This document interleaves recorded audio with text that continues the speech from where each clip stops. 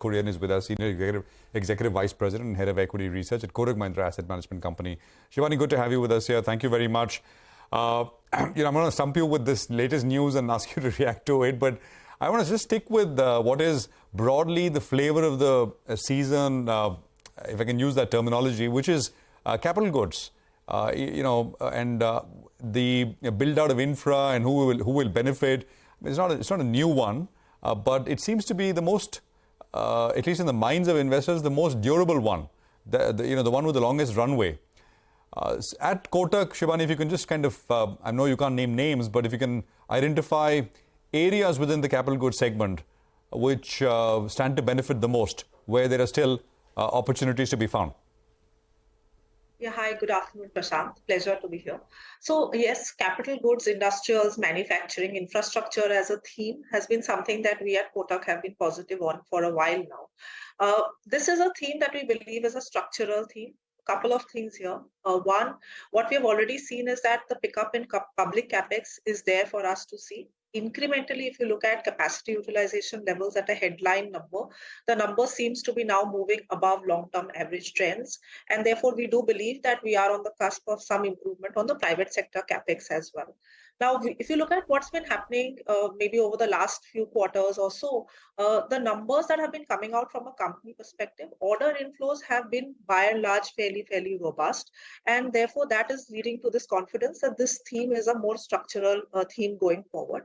Government spending on infrastructure is clearly driving demand at this point in time. But as we were discussing, private sector capex should also start to incrementally pick up. In terms of investments that are happening in some sectors which are more upcoming in nature, whether it be renewables, energy storage, hydrogen, etc., that incremental investment is also likely to be driven by the private sector, which should also aid the overall growth that we are seeing in this particular segment.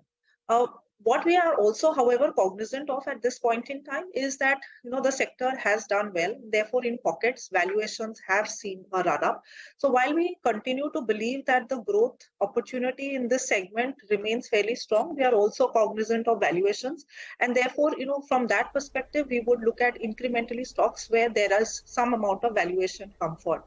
But what we are really seeing in terms of the entire manufacturing infra play, that theme continues to remain fairly intact, and we have been overweight across these sectors, and we continue to do the same.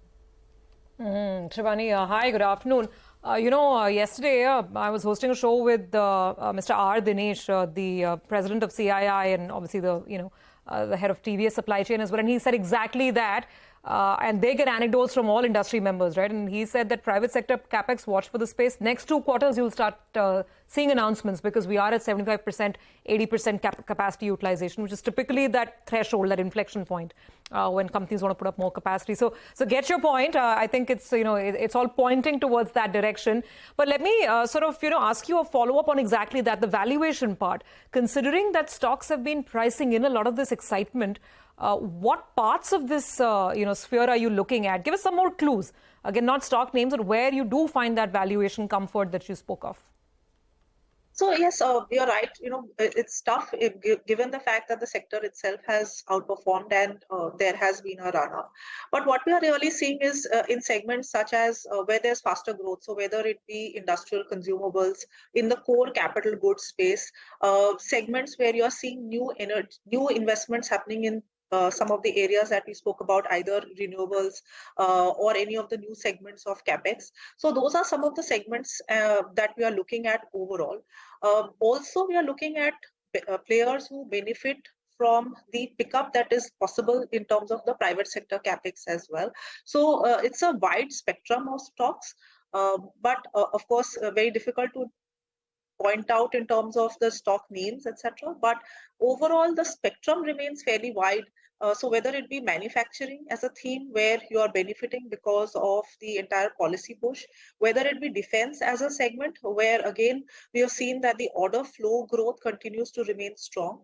And another point that I might just add, which I possibly missed out last time, is that overall in the sector, while growth and revenue growth has been strong, order book has been strong, incrementally also starting to see margins improve. So that is also aiding earnings in this particular space. So by and large, from this entire entire theme, we believe that the theme is a structural theme. Valuations in pockets may limit some immediate upside, but it's pretty much structural in nature. Right. Hi, Shibani. Just hold on to that thought. We have a couple of large trades that have taken place, actually. Adani Power, there's a large equity that changed hands. So they're more than 5% equity. So let's just get that stock by the end of today. I'll be interested to see who exactly are the parties on this one as well, because Adani Power, large trade is just took place. And that's why we're seeing a knee-jerk reaction on that particular name. And also just keep an eye out on the market. Well, we've moved to the high point of the day. It's a massive recovery that we've seen from the day's low. And a few stocks that are doing well. Mahindra & Mahindra has moved to the high point of the day. I think HUL as well has moved up in the last few minutes. Power Grid as well. So a couple of these stocks, they're doing well. And that's what's helping the Nifty recover.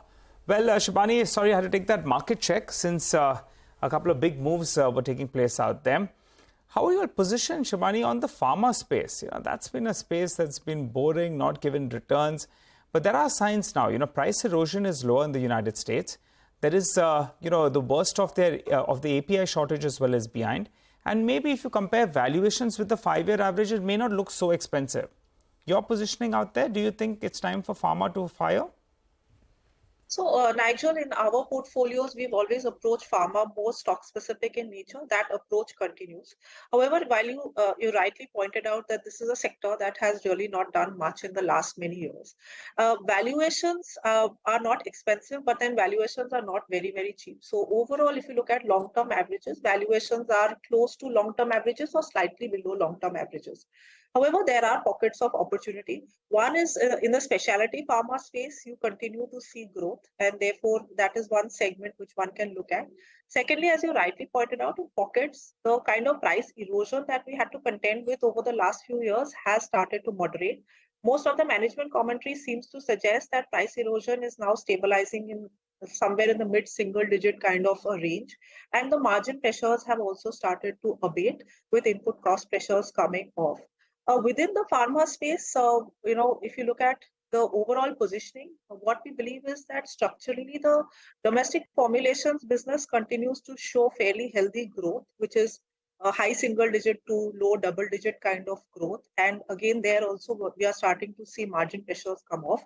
By and large, selectively some of the specialty pharma plays as well as those which have presence in the US business where there is a larger approval pipeline in play. Those are some of the stocks that we would also possibly consider.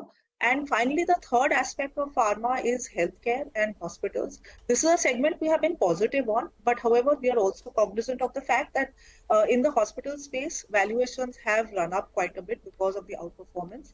And therefore, we are mindful of valuations, but overall healthcare and hospitals continue to remain fairly well-placed, given the fact that you are continuously seeing occupancy levels remain stable as well as revenue growth pick up. In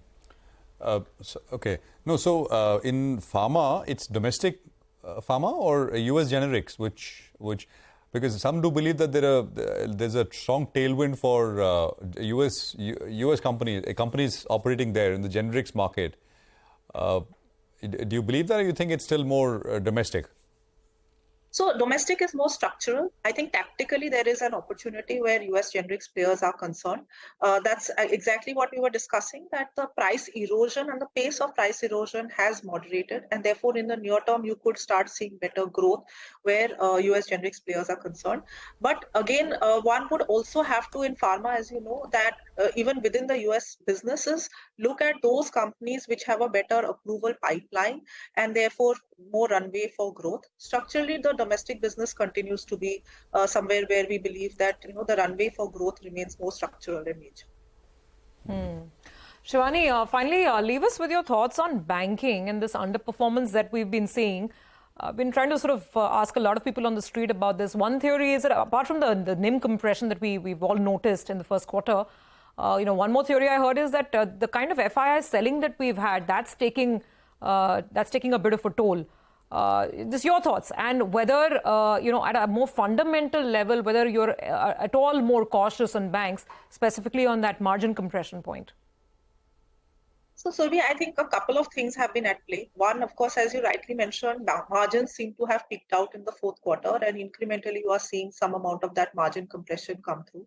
The second also could be over ownership and the levels of ownership, both domestic as well as FII, especially where some of the private banks are concerned, which could also be an impact in terms of the way the segment is moving. However, when we just take a step back and look at what's happening fundamentally, now, we've seen that over the last couple of years, banks have seen sharp improvement in terms of their return ratio profile. Banks have seen, obviously, credit costs are extremely benign. And more importantly, capital ratios are fairly above regulatory averages. So you've seen an entire space where you've seen expansion in ROE, you've seen expansion in ROEs, but valuations are at long-term averages. So the multiple re-rating per se has not taken place where banks are concerned. So that gives you some comfort where the entire banking financials pack goes. But having said that, in the near term, over the next couple of quarters, we will possibly have to contend with some amount of that margin erosion. However, that margin erosion can be offset with some amount of that operating leverage play out with OPEX, especially in case of those banks which have upfronted some of their OPEX. And most importantly, credit growth in the system has not fallen off the cliff, unlike what was earlier expected. So credit growth is holding up fairly well. So by and large, we continue to be fairly positive on the financial space. Near term, we will have to contend with some amount of that margin compression. However, if the rate cut cycle gets pushed out to sometime next year, the sharp margin contraction that was expected, because if there is a repo rate cut and lending yields reprice downwards, then that gets pushed out as well for banks. Okay, all right. We have to watch out for that. It is exactly those expectations that I think are pushing up bond yields as well. Thank you very much, Shibani, for joining in. Good chatting with you as always. We will take a quick break.